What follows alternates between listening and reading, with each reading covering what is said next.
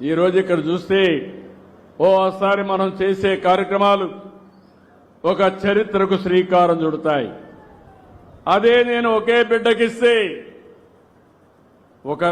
ఒకరు మాత్రం చదివిస్తారు, ముగ్గురిని లేకుంటే నలుగురిని ఈరోజు నేను చూస్తున్నాను. ఇక్కడ నా పక్కన కూర్చున్న వాళ్ళిద్దరికీ నలుగురు పిల్లలకి తల్లికి వందనం వస్తా ఉంది. కొంతమంది 6-7 మందికి వచ్చింది. అదొక శుభ పరిణామం. నేను చాలా ఆనందంగా ఫీల్ అవుతున్నా.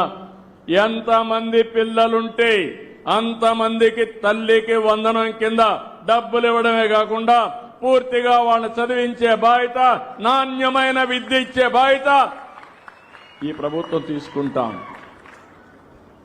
అందుకనే ఈరోజు మీరు చూసినప్పుడు ఒక మంచి సంకల్పం. ఇప్పుడే మంత్రి గారు చెప్పారు, ఒక మాట అన్నారు. ఆయన అడిగినప్పుడు నేను అందరినీ కూడా కొంచెం కన్సల్ట్ చేసినప్పుడు ఏ పోర్ట్ఫోలియో తీసుకుంటారంటే, కాదు నేను విద్యాశాఖే తీసుకుంటా, దీనివల్ల పిల్లల భవిష్యత్తు బాగా చేసే అవకాశం నాకు వస్తుందని ఏరి కోరి మనస్ఫూర్తిగా డిపార్ట్మెంట్ ఎంపిక చేసుకున్న వ్యక్తి లోకేష్. ఎందుకంటే నేను కూడా అనుకున్నాను, డిఫికల్ట్ డిపార్ట్మెంట్, అనునిత్యం పనులుంటాయి. కానీ అతనికి ఉండే స్టాన్ఫోర్డ్ వరకు చదువుకున్నాడు కాబట్టి ఆయన చూస్తే ప్రతి ఒక్కరూ మేము కూడా చదువుకొని పైకి రావాలనే కోరిక కలుగుతుంది. దాన్ని ప్రేరేపించే విధంగా కార్యక్రమాలు చేయమని చెప్పి కూడా ఆయనకి చెప్పా. అది చేస్తారని చెప్పి కూడా నేను మీ అందరికీ తెలియజేస్తున్నా. విద్యార్థుల విషయంలో ఒక ఉపాధ్యాయులదే బాధ్యత కాదు, తల్లిదండ్రులందరిది బాధ్యత. ఈరోజు మనం చూస్తున్నాం, ఈ కమిటీలో మీరు చూస్తే పోయిన సంవత్సరం డిసెంబర్లో ఒక మీటింగ్ పెట్టాం. 44,956 పాఠశాలల్లో పేరెంట్స్, టీచర్స్, మదర్స్ కమిటీ, ఇది మేనేజ్మెంట్ కమిటీలు నిర్వహించాం.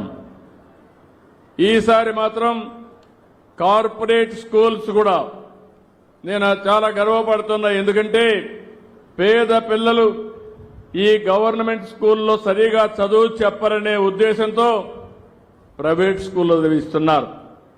చదువు అనేది చాలా ముఖ్యం, వాళ్ళ పిల్లల భవిష్యత్తు. అక్కడ చదివించినా పర్వాలేదు, అవసరమైతే ఒక 5-10 సంవత్సరాల్లో ప్రైవేటు, కార్పొరేట్ కంటే మిన్నగా గవర్నమెంట్ స్కూల్స్ తయారు చేసే బాధ్యత మా టీచర్లది, ఈ ప్రభుత్వాన్ని. నిన్నే నేను చూశాను, గర్వపడుతున్నా.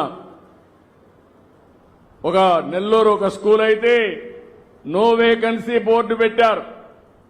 అందరూ అయిపోయింది, ఫుల్ మంచి క్వాలిటీ ఇస్తా ఉంటే అందరూ అక్కడికి వెళ్తే వాళ్ళు క్లియర్గా పెట్టుకుని ఇంకా నో కాలేజ్ స్టూడెంట్ మొత్తం వేకెన్సీ అని మొత్తం చేసే పరిస్థితికి వచ్చారు. ప్రతి ఒక్క స్కూల్ కూడా ప్రైవేట్ స్కూల్స్తో పోటీ పడాలి, నాణ్యమైన విద్య ఇవ్వాలి. అవసరమైతే మళ్లీ పిల్లలందరూ మన స్కూళ్లకు రావాలి. నో వేకెన్సీ బోర్డు పెట్టి మీరు ముందుగా ఫుల్ అయిపోయినాయని చెప్పగలిగితే ఆ రోజు మా టీచర్ని మనస్ఫూర్తిగా అభినందిస్తానని మరొకసారి మీకు విజ్ఞప్తి చేస్తున్నా. మన టీచర్లు ఏం తక్కువ కాదు, చాలా సమర్థవంతమైన టీచర్లు. ఇక్కడ పనిచేసే టీచర్ల కంటే కార్పొరేట్ స్కూల్స్లో పెద్ద టీచర్లు కాదు. ఒక శ్రద్ధ పెట్టారు, వాతావరణాన్ని క్రియేట్ చేసి ముందుకు పోయే పరిస్థితికి వచ్చారు. ఈరోజు రాష్ట్ర ప్రభుత్వ పరంగా ప్రభుత్వం ఎయిడెడ్, అన్ఎయిడెడ్, జూనియర్ కాలేజీలు అన్ని కలిసి నిర్వహిస్తున్నాం.